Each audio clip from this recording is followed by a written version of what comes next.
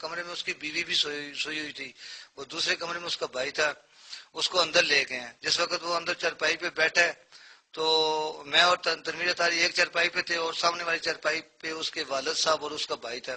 تنویر بولتا ہے بھائی کیا وجہ ہے آپ نے مجھے صبح اٹھا دیا ہے؟ میں نے اس کو بولا ہے بھائی یہ وجہ آپ کو چاچا جان بتاتے ہیں، آپ کو ابو جان۔ تو یہ جو میں بات کر رہا ہوں نا، یہ بالکل یہ سمجھے بھائی میں اپنا یہ قرآن کے اوپر ہاتھ رکھ کے یہ تمہیں بات بتا رہا ہوں، میری ان سے کوئی دعوت نہیں تھی، ان کے گھر کھاتا پیتا تھا۔ تو میں نے بولا چچا جان آپ تنویر کو بتائیں، آگے میں ڈسکس کروں گا۔ تو تنویر نے بتایا، وہ چچا عبدل نے بتایا تنویر بچے یہ جو آپ کی سیما بہن کہہ رہی ہے بھئی ادھر اختر کی شادی پر یہ ان لوگوں نے حلوہ پکایا اور یہ چولہا تھا، بس کیا جو کچھ ہو گیا ہے، میں غریب آدمی ہوں، بکریاں چگا کر اپنا ٹائم پاس کرتا ہوں، اور آپ ابھی آئے ہیں، درزیوں کا کام کرتے ہیں، آپ اس طرح کریں، یہ اس مشکلے کو رہنے دیں، ابھی آپ درزیوں کا کام کریں۔ جس وقت تنویر کے ساتھ میں نے سب بات چیت کی تو تنویر مجھ سے مشورہ لیتے ہیں اب اس کا کیا کرنا چاہیے۔ ٹائم تقریباً 8 ہو گئے اس ڈسکس میں، اور باہر آدمی نلین مبارک دیکھنے والے آ رہے تھے، ہم آہستہ سے بات کر رہے تھے تاکہ ان کو بھی اس کا ہمارا راز نہ کھلے اہل سنت والجماعت کا۔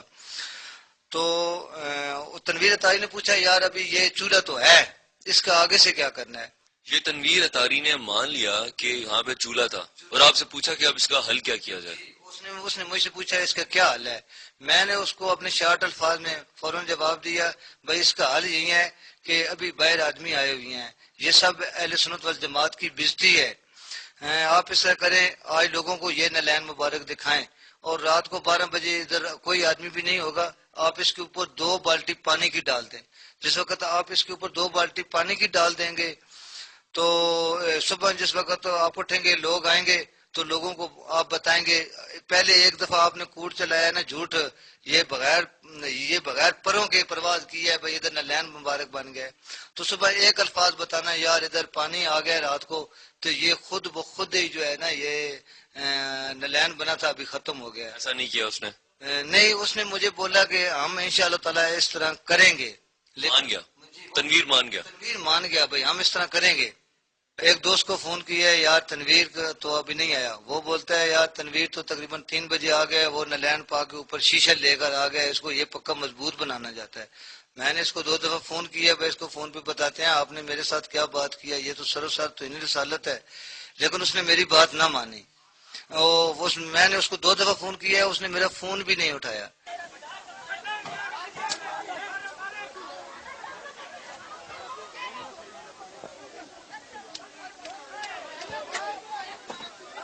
یہ آپ دیکھ رہے ہیں کہ اس بے دردی سے ان لوگوں کو مارا جا رہا ہے۔ یہ ہم آپ کو یہاں اندر کی صورتحال دکھا رہے ہیں، حقائق کیا ہیں، اس نالائن مبارک کی حقیقت کیا ہے وہ ہم کوشش کریں گے کہ پروگرام کے آخر تک آپ کو بتا سکیں۔ تنویر صاحب آپ کے پاس ہم 1 ہفتہ پہلے تقریباً آئے تھے اور آپ سے بات چیت کی، آپ سے پوچھا کہ سارا واقعہ کیا ہے، آپ نے بیان کیا۔ ہم نے آپ کے گاؤں کے رہائشی جو ہیں ان سے ہی بات چیت کی، آپ کے چند رشتہ دار جو اپنے آپ کو بتا رہے ہیں کہ وہ آپ کے رشتہ دار ہیں ان سے ہی بات چیت کی ہے۔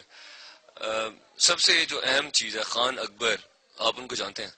جی جی ہمارے گاؤں سے پوچھنا چاہوں گا، خان اکبر صاحب نے یہ بتایا کہ اس واقعے کے 1-2 دن بعد جب وہ آپ کے پاس آئے اور اس کا خلاصہ کچھ یوں ہے کہ شام کے وقت آپ کا اور ان کا ڈیسیژن ہو گیا، طے پا کی بات کہ آپ نے ان سے کہا کہ اس چیز کو کیسے ختم کیا جائے، تو انہوں نے آپ کو بتایا کہ اس پہ پانی کی 2 بالٹیاں پھینک دیں، خود بخود ختم ہو جائے گا، لیکن نیکسٹ ڈے آپ شیشہ خریدنے کے لیے چلے گئے، اس کے ایسا ہوا تھا؟ وہ فوراً اول الفجر آئے میرے پاس اور مجھے آ کے انہوں نے اٹھایا، 7 والے کمرے میں بٹھایا، اور مجھ سے انہوں نے جو بیان کیا وہ کچھ اس طریقے سے تھا کہ یار 4-5 بندے گاؤں کے کہہ رہے ہیں کہ یہاں کڑا بنے تھے، تو اب آپ کا اور ہمارا جو فیملی کا میٹر ہے وہ بہت کلوزڈ ہے، کل خدا نہ خواستہ انہوں نے کوئی بات کی تو بہت بے عزتی ہوگی۔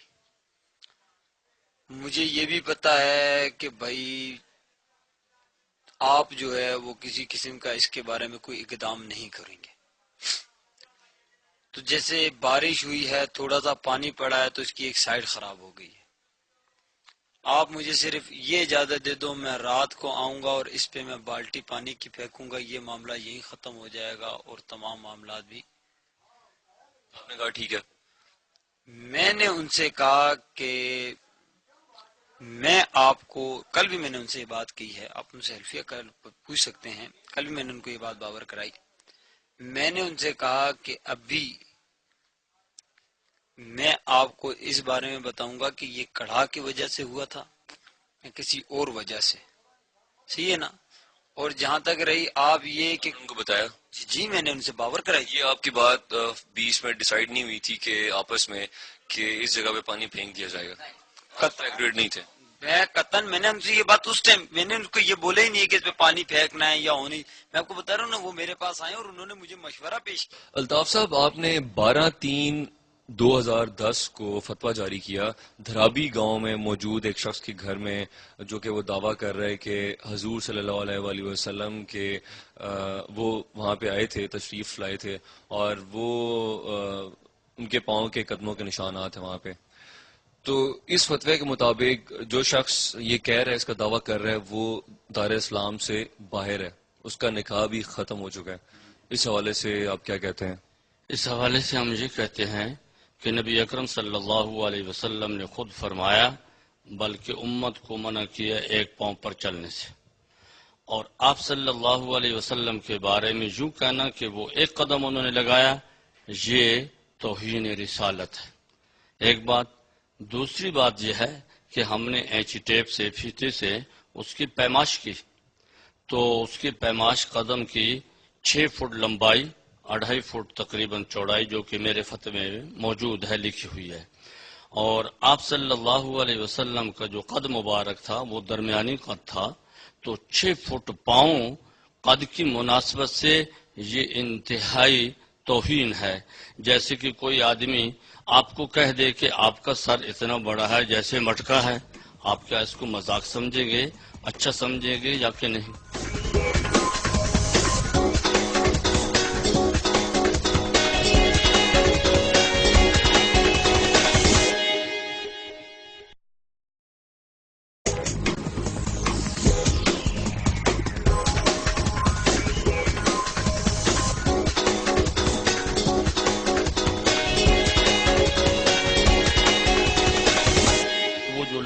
ہے وہاں در حقیقت اختر ایک آدمی نامی تھا جس کی شادی ہوئی. اس کی شادی کے موقع پر وہاں دیگ پکائی گئی حلوے کی، اور اس دیگ کے لیے جو ہے چولہا نکالا گیا، اور وہ چولہا حلوہ پکانے کے بعد اس کو برابر کر دیا.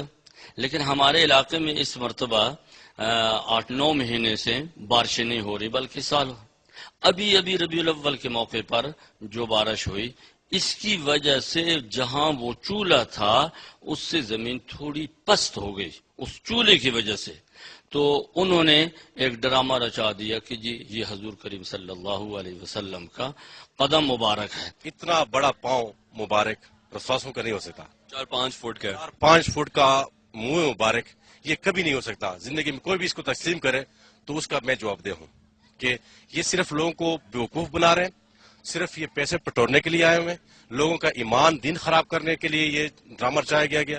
میں تو چاہتا ہوں کہ اس کے خلاف پوری اس سے ان کے خلاف ایکشن لیا جائے اور یہ چیز کو، اس ڈرامے کو بند کیا جائے. خدا را لا الہ الا اللہ محمد الرسول اللہ.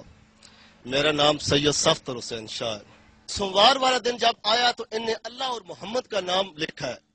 میں خود بریلوی جماعت کا ہوں، میری قوم سید ہے، میں سید گھرانے سے تعلق رکھتا ہوں. میں 12 ربیع اول، یہ میرے ہمسائے ہیں، کوئی دشمن نہیں، یہ ہمسائے بہن بھائی ہوتے ہیں. میں ان کے ساتھ دن میں پورے دن رہا ہوں، لیکن جب میں نے سوموار والے دن اللہ اور محمد کا نام دیکھا تو پھر مجھے افسوس ہوا. وہ دکھا رہا تھا دیکھو وہ اللہ نظر آ رہا ہے، دیکھو یہ محمد نظر آ رہا ہے. بھائی جان میں مسلمان ہوں، میں اس نبی کی امت سے ہوں، لیکن جب میں نے اللہ اور محمد کا نام دیکھا تو میرے آنسو بھی گر گئے ہیں. میں نے اپنے گھر میں جب دیکھا تو میں اپنے قرآن کو خدا کی قسم سے میں نے اپنے گلے میں چپ کر سینے سے لگایا کہ وہاں میرے مالک تمہاری یہ توہین ہو رہی ہے، کیا میرے محمد کی توہین ہو رہی ہے؟ کیا میں بھی مسلمان ہوں؟ میں مسلمانوں کے گھر میں پیدا ہوں، لیکن نہیں، یہ مجھے اگر جنگ بھی کرنی پڑی تو میں اپنے محمد اور اللہ کے ساتھ پیچھے ضرور کر